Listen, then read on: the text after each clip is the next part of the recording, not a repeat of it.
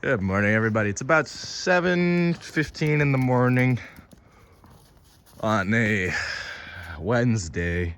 I'm back in Vermont for a little while, as you can tell. Starting to get a little cold around here. It's about 28 degrees right now. Probably got around to 22 last night or something. And we're gonna take the old green dump truck down a couple of minutes to a nearby town and look at a Duramax that's listed for sale for just 4,500 bucks. It's a dually with a flatbed and everything. So it's pretty neat. And it's only got 73,000 miles. It's 4,500 bucks, like I said, just really rusty. But the reason we're looking for this one is kind of as like a project truck for the channel while I'm in school. And this guy, Alex, right here,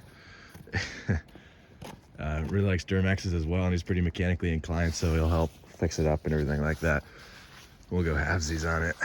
So we're gonna look at it. I'll explain it more later, but first enjoy this cold start. It's about 29 degrees. It's 6.5 Detroit. Doesn't like any cold. Just gonna cycle the plugs real quick. Give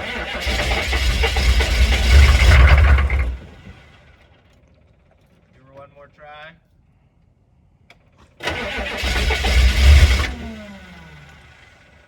Give her one more try.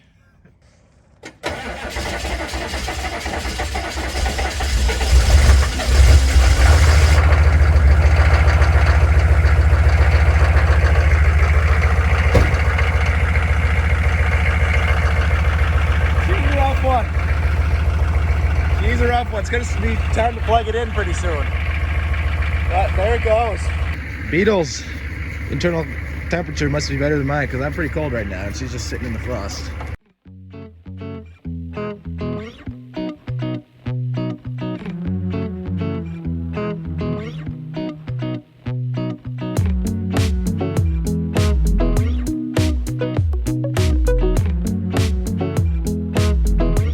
Pulling up pretty soon, ladies and gents. I'll keep my eyes peeled. I've seen a lot of dump trucks up here, so we're in dump truck country. Good thing I got Mr. Green with me today. We have arrived. There, oh, excuse me. There's the truck. So I get the first impressions. Not much body left on her. As expected. Let's see when it was last inspected. Oh, they don't even have that on there. That's not a good sign. So Alex is under there. He says nothing's really crumbling. This is an interesting crane piece to have on the back. I have no idea what they use that for. Let's check to see if we got any rot on the frame. So one thing that makes me happy is the cab mounts are all still there. That makes me very happy. And then the cross members are too. We're gonna give her a cold start. Show me the engines though. Started way better than my Detroit this morning. Well, ran great. It's a good truck for the price. Can't beat it. So it's before 9 right now, so my bank's not open. I gotta wait a couple hours and then we'll come back and scoop her up and then drive her home.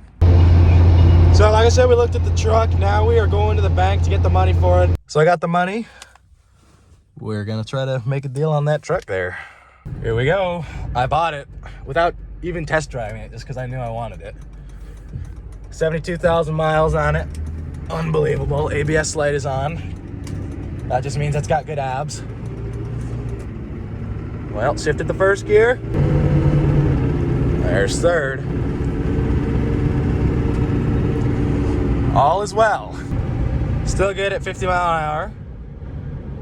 Shifted through all the gears. Got good oil pressure. Definitely got to change the oil out. And the heat works. And the brakes work, so. Still so far so good. The one thing that doesn't work is the radio. I have no idea why it doesn't work, but that is something we're gonna have to fix along with the cosmetic problems. I paid the full price for it. It's a little bit embarrassing why I had to, but in my defense, it's never happened to me before.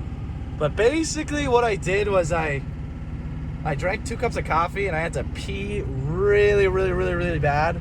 So I went behind his little warehouse thing and I took a pee, and he came out and he was mad about it. I didn't realize that not every rural Vermonter is okay with you peeing in the yard, I guess. So I mean, I've done it all the time. People who buy my cars always pee in my yard. I've never said anything. But anyway, I peed in his yard, away from everybody, behind his warehouse, and he comes out and he's like, really, you come to my place of work and you pee in my yard? And I was like, yeah, because I'm not going to apologize. So anyway, things were a little hostile from then on with me and him. He was pretty pissed. I was pissed at him for being pissed at me for just taking a pee, because everybody does it. I've never met a guy who's ever been that mad about taking a pee in their yard. But anyway, this guy was.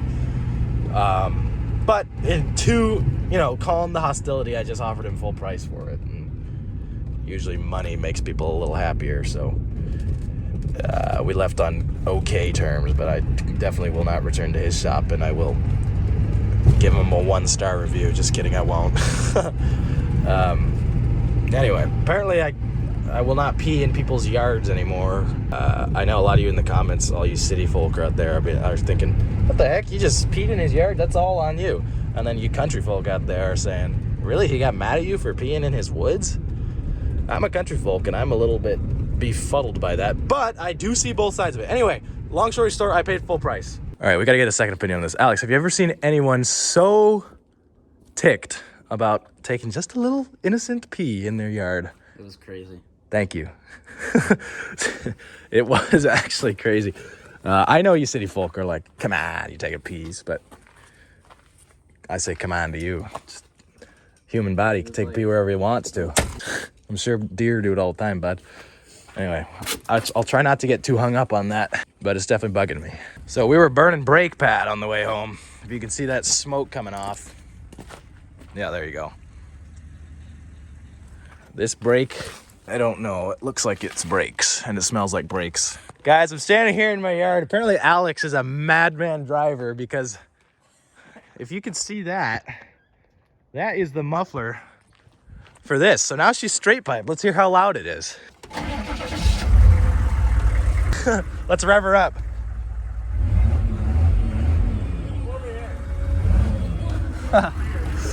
All right, Alex says I gotta go over there and listen to her. Oh yeah. Oh, she's loud. Nice. There, there's the remainder of the pipe sitting on that. All right, that's pretty funny. I'm just gonna leave it because this thing is still inspected. So here's the truck. Me and Alex might head down to the scrapyard today just because we have a little time and see if we can find any parts, but needs new front fenders for sure. Needs new rockers, needs new third doors. If you stand back about 20 feet, she looks good.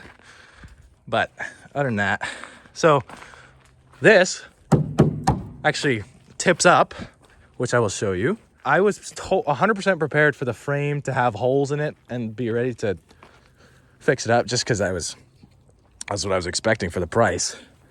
But as far as I can tell, the frame's got no holes, so we'll just needle scale it. Maybe get a sandblaster and then reinforce it if necessary. This driver's side is worse, as is that front fender. Oh, it's just like your Ford. No. Got a chunk missing out of the driver's seat, so you know it's been a hard 72,000 miles, but it fires right up with no check engine light. And this controls the dump bed right here. Put her up and I'll show you a look at the frame. So like I said, the radio did not work. It is getting crusty. It is not to the level that the F350 that I did was, but it is getting there. So it's best to take care of it now. Like I said, the cross members are surprisingly in fine shape. They just got cookies, rust cookies all over the place. This is what Alex eats for dinner. I know, that's where the brake was smoking. That one is actually getting pretty crusty. That shock mount might need redoing. And that gas tank strap is gonna need, it's gonna need a new gas tank strap. She's got some cookies. Watch this, guys. Just like the Ford. And going over the speed bumps, she was losing some weight. Oh yeah, she had some rust reduction. Up front's a lot better than back there, and the shocks look pretty good. Both sides. He says the AC blows cold. I believe him because it's got brand new AC lines. Let me show you. Here's the 6.6 Duramax, new AC lines. Battery actually looks pretty recent too. What year is this? Oh, 2017. That'll last us 7 more years. Got a new brake master cylinder on it from the UK. Interesting. So Alex and I got a couple hours to kill, so before we gotta head back. So we're gonna go to my local scrapyard. Local, but it's about 40 minutes away. Let's go. All right, we're entering the auto yard now. It's got bicycles, tires, everything you need. How much do you guys think I should pay Alex to stand under that Lexus right there? 1,000. $1,000? No deal. My God. Some kid out there hoodstocked his Mitsubishi. Only to send her to the scrapyard, I guess. But found an old cat-eye Chevy here. I'm gonna try not to get too many burrs on me, but we'll look at the condition of the old third door back here on this side. Somebody already took this third door, guys. We were too late to the chase, and the other one's got too much cancer on it for me to take. Guys, I found another one. This third door is in much better shape. We got another one right next to it too. Not bad, not bad at all. So I found a little bit of a better door, I think, this one. It's got some duct tape up here. I'm removing. Does it not work or something? Maybe it just flaps open or something. 2 pins and 1 bolt. I'm cutting those wires because I don't give a darn about them. We're trying to take this door off of here. I might just cut and splice because that's easy, but also I might not. Let's see. Oh, I ended up grabbing this door. He gave it to me for $69. I offered him 35 at first. I'm a little bleh about it, but hopefully if I keep repeating business here, he'll start giving me little better deals. So $69 door. Let's shut her down and head back. We're back. I got the door up there. It's gonna need a paint and everything. But look at this door, Alex, give her a rock kick. Oh yeah.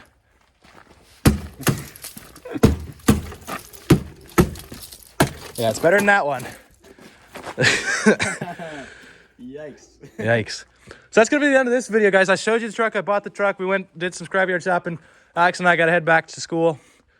But we'll be back next weekend to start work on this thing and hopefully get her into tip-top shape. We're going to try to do a really nice job on this thing.